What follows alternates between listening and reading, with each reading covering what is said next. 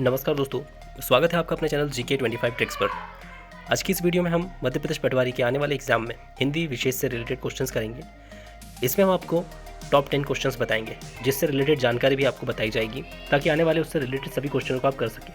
इसमें कई सारी परिभाषाएँ भी रहेंगी। तो आइए स्टार्ट करने से पहले अगर आप चैनल पर नए हैं तो जल्दी से चैनल को सब्सक्राइब कर लीजिए।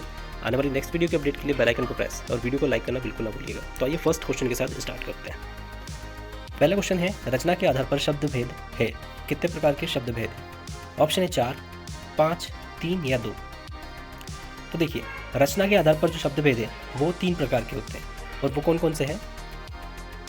मूल या रूढ़ शब्द, यौगिक शब्द और योग रूढ़ शब्द। तो ये जो है हमारे 3 तरह के शब्द भेद होते हैं। पहला जो है रूढ़ शब्द और दूसरा यौगिक शब्द। इन दोनों से मिलकर तीसरा बना है योग रूढ़, यानी यौगिक और रूढ़। तो ये भी आप याद रखिएगा। अब आते हैं अगले क्वेश्चन की ओर। अगला क्वेश्चन है, सखिन सहित हर्षि अति रानी, सुखत धानु पराजनु पानी। इस पंक्ति में कौन सा अलंकार है, ये पूछा गया है। ऑप्शन है संभावना, विभावना, उत्प्रेक्षा या श्लेष। तो देखिए, जो हमारा क्वेश्चन है इसमें उत्प्रेक्षा अलंकार है। अब इसमें जानते हैं हम उत्प्रेक्षा अलंकार के बारे में कि आखिर ये क्या होता है और कैसे इसे लगाया जाता है या फिर कैसे पहचाना जाता है। सखिन सहित हर्षि अति रानी, सुखत धानु पराजनु पानी। अर्थात सखियों सहित रानी अत्यंत हर्षित हुई, मानो सूखते हुए धान पर पानी पड़ गया हो। इस पंक्ति में उत्प्रेक्षा अलंकार का प्रयोग हुआ है। जहाँ उपमेय में उपमान के होने की संभावना का वर्णन हो, वहाँ उत्प्रेक्षा अलंकार होता है। यानी कि जो रानी है, रानी को मतलब किससे उसकी तुलना की गई है? सूखे हुए धान पर पानी पड़ने से जो है उसकी तुलना की गई है। तो इस तरह से ये उत्प्रेक्षा अलंकार होता है, जहाँ पे एक तरह से रानी को जो है एक सूखे हुआ धान मतलब कल्पना की गई है। तो इस तरह से आप समझ सकते हैं, उत्प्रेक्षा अलंकार पहचान सकते हैं। अब आते हैं अगले क्वेश्चन की ओर। अगला क्वेश्चन है, उल्लाला है। तो उल्लाला छंद जो है कौन सा छंद है, ये हमें बताना है। ऑप्शन है वार्णिक छंद, मुक्त छंद, मात्रिक छंद या पारंपरिक छंद। तो जो उल्लाला छंद है वो हमारा मात्रिक छंद होता है। तीसरा राइट आंसर। उल्लाला छंद हिंदी छंद शास्त्र का एक पुरातन छंद है। इसकी स्वतंत्र रूप से कम ही रचना की गई है, क्योंकि यह मात्राओं से बना होता है। मतलब इसमें जो है मात्रा होती है, इसीलिए ये मात्रिक छंद के अंतर्गत आता है।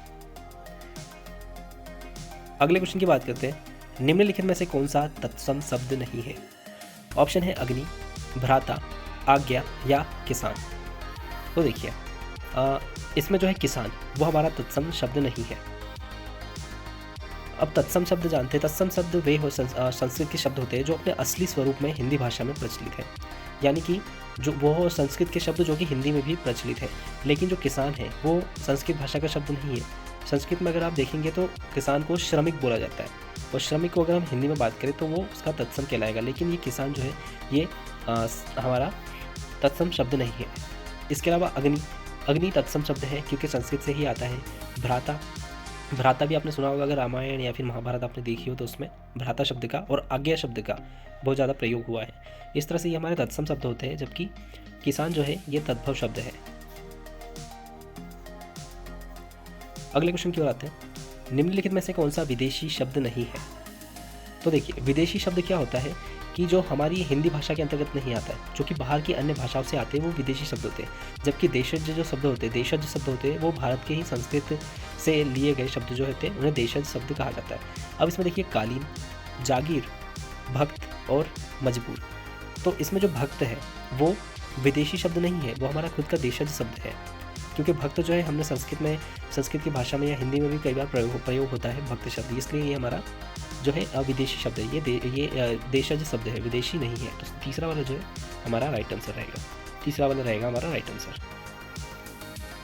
उसके अलावा देखिए, जो 3 अन्य जो है, मजबूर जो है ये अरबी भाषा का शब्द है, वहीं कालीन जो है वो तुर्की भाषा का शब्द है, और जागीर फारसी भाषा का शब्द है।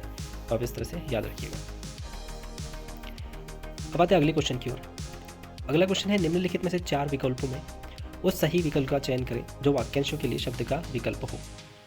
फल, फूल और मांस सब कुछ खाने वाला। ऑप्शन है अल्पाहारी, सर्वाहारी, मांसाहारी या शाकाहारी। तो देखिए, फल, फूल और मांस जो सब खाते हैं उन्हें क्या कहते हैं? उन्हें सर्वाहारी कहते हैं। मतलब वो सब कुछ खा सकते हैं तो सर्वाहारी कहलाते हैं। जबकि अल्पाहारी जो होता है वो कम खाने वाले को कहा जाता है। जो कम खाता है, अल्प खाता है, वो अल्पाहारी।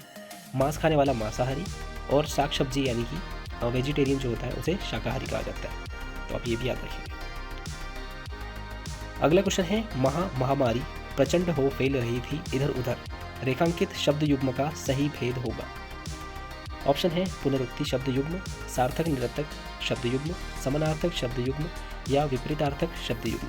अब इसमें जो हमें दी गई है पंक्ति, महामारी प्रचंड हो फैल रही थी इधर उधर, तो इसमें जो इधर उधर जो शब्द दिया हुआ ये कैसा शब्द है? ये विपरीत शब्द है, एक दूसरे के विपरीत, यानी इधर उधर। अगर हम बात करें इधर उधर की तो ये दो दिशाओं को बताता है, इधर जाओ या उधर जाओ, इस तरह से ये जो है विपरीत शब्द है ये।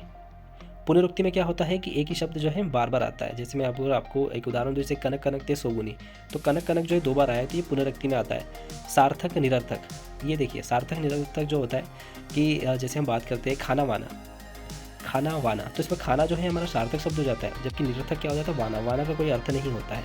इस तरह से वो जो है सार्थक निरर्थक शब्द होता है। समानार्थक यानी कि जिनका मीनिंग जो है वो समान होता है, एक ही शब्द होता है जिसका मीनिंग जो है अलग अलग तरह का होता है, तो इस तरह से याद रखिएगा।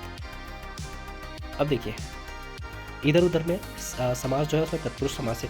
इधर उधर का अर्थ है यहाँ वहाँ किसी अनिश्चित स्थान पर। अब आते हैं अगले क्वेश्चन की ओर। निम्नलिखित में से कौन सा शब्द अव्ययी भाव समास का उदाहरण है? ऑप्शन है ऊपर नीचे, बेखबर, दत्त भोजन, आहार, निद्रा। अव्ययी भाव समास में क्या होता है कि उसका जो पहला शब्द होता है, प्रथम शब्द, वो अव्यय होता है। अगर बात करें यथाशक्ति, तो इसमें यथा क्या होता है? एक अव्यय होता है।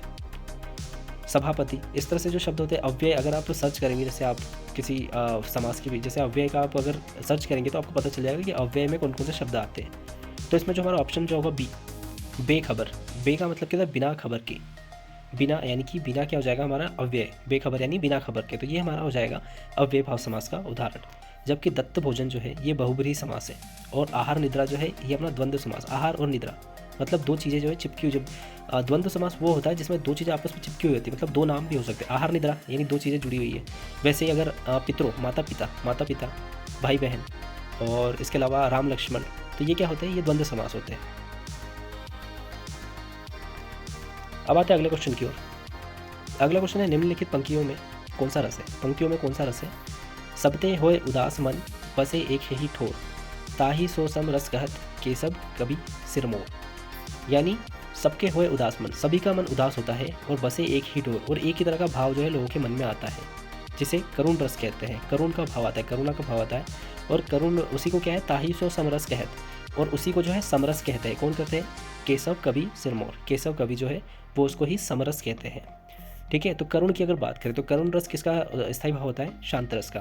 तो हमारा दूसरा ऑप्शन होगा वो राइट आंसर रहेगा, शांत रस। इसके अलावा देखिए वात्सल्य रस में जो है वात्सल्य के बारे में, नहीं कि एक तरह से लाड़ जो होता है बच्चों पे दिखाया जाता है, वात्सल्य जो होता है, स्नेह होता है ना, उसे कहते हैं वात्सल्य रस। और भक्ति रस, भक्ति उसमें जिसमें भक्ति दिखाई देगी तो भक्ति रस। वीर रस यानी उत्साह होता है, जैसे खूब लड़ी मर्दानी, वह तो झांसी वाली रानी थी, तो इसमें उत्साह दिखाई देता है, तो वीर रस होता है। तो इस तरह से आप रस भी पहचान सकते हैं। अब देखिए इन पंक्तियों में शांत रस है। कवि केशवदास ने श्रम के कारण शांत रस को समरस का नाम दिया है। अब आते हैं अगले क्वेश्चन की ओर। कमर कसना मुहावरे का सही अर्थ क्या है? खूब परिश्रमी, मरने को तैयार रहना, हताश होना या तैयार रहना। देखिए कमर कसना का अर्थ होता है कि तैयार रहना। जैसे मैंने कहूँगा कि भाई मैंने कमर कस ली है, इस काम को मैं करूँगा, मैंने कमर कस ली है, तो ये होता है कमर कसना, यानी कि पहले से ही तैयार रहना किसी काम के लिए।